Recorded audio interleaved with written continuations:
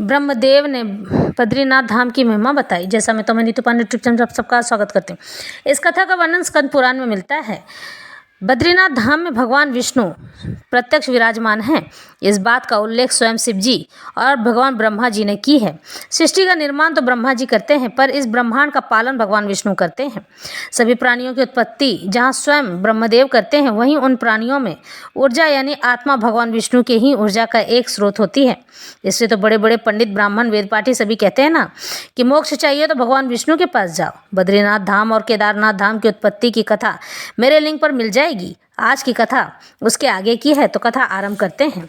स्कंद जी पूछते हैं, हे प्रभु, भगवान विष्णु वहाँ किस लिए निवास करते हैं? उनके दर्शन और स्पर्श आदि से किस पुण्य से किस फल की प्राप्ति होती है? तो भगवान भोलेनाथ कहते हैं, पहले सतयुग के समय में भगवान विष्णु सब प्राणियों के हित करने के लिए मूर्तिमान होकर रहा करते थे।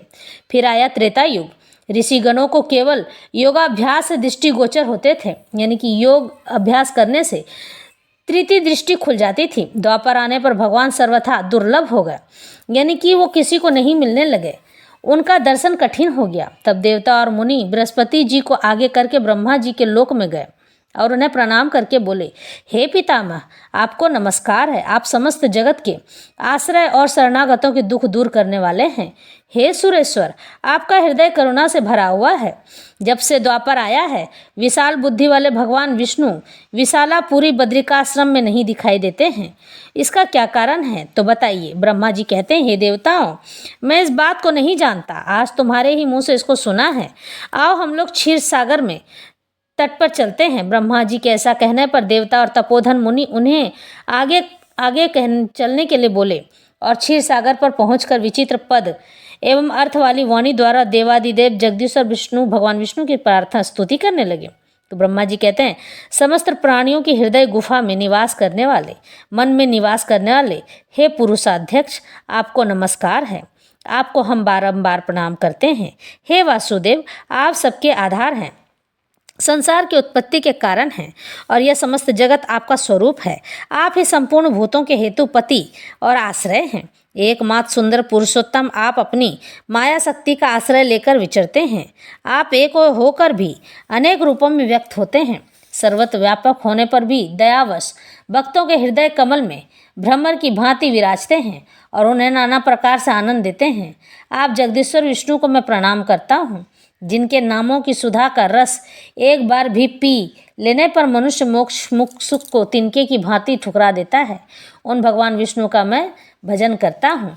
इस प्रकार स्तुति करके भगवान विष्णु क्षीर सागर से ऊपर उठे। उन्हें केवल ब्रह्मा जी ही देख सकते थे। अन्य लोगों ने न तो उन्हें देखा और न ही जाना। भगवान ने जो कुछ कहा उसे ब्रह्मा जी ने ही सुना। भगवान को प्रणाम करके देवताओं को समझाया, देवताओं, सब लोगों की बुद्धि खोटी हो गई है।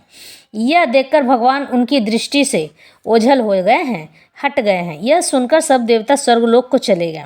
तब मैंने सन्यासी का रूप धारण करके नारद तीर्थ से भगवान विष्णु को उठाया और समस्त लोगों के हित की इच्छा के लिए विशालापुरी में स्थापित कर दिया। उनके दर्शन मात्र से बड़े बड़े पातक क्षण भर में नष्ट हो जाते हैं, यानी कि दुराचारी, अधर्मी सभी नष्ट हो जाते हैं उनके देखने मात्र से।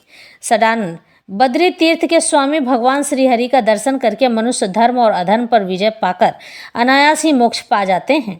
बद्रीनाथ की यही महिमा है। बद्री तीर्थ में साक्षात भगवान नारायण निवास करते हैं।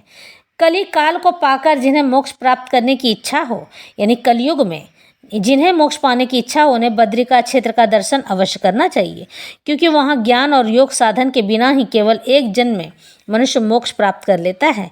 जैसे दीपक को देखने से अंधकार की बाधा नहीं रहती, वैसे ही बद्री क्षेत्र का दर्शन कर लेने पर मनुष्य को जन्म मृत्यु का डर नहीं रहता है। भगवान बद्रीनाथ को मैं प्रणाम करता हूँ। बद्री क्षेत्र में पग पग पर भगवान विष्णु की प्रदक्षिणा होती है। सदानंद बद्री क्षेत्र में भगवान विष्णु के प्रसाद का एक दाना भी मिल जाए तो वह भोजन करने पर समस्त पापों की उसी प्रकार शुद्ध करता है, जैसे भूसी की आग में सोने को तपाकर शुद्ध होती है। भगवान विष्णु नारद आदि ऋषियों के साथ जिस अन्न को ग्रहण करते हैं, वह प्रसाद अंतःकरण की शुद्धि के लिए सबको बिना विचारे भोजन करना चाहिए। भगवान का प्रसाद ग्रहण करने के लिए देवता भी बद्री क्षेत्र में आते हैं और भगवान के भोजन कर लेने के बाद प्रसाद लेकर अपने लोक को लौट जाते हैं। इसी प्रकार प्रहलाद आदि भक्त वह प्रसाद लेकर भगवान के धाम में जाते हैं। बचपन, जवानी और बुढ़ापे में जानबूझकर भी जो पाप किया जाता है वह बद्री क्षेत्र में जाकर भगवान विष्णु का प्रसाद भक्षण करने पर नष्ट हो जाता है। जिस पाप के लिए प्राणों का अंत कर देना ही प्रायश्चित बतलाया गया है वह भी बद्री क्षेत्र में भगवान विष्णु का प्रसाद खाने से निवृत्त हो जाता है।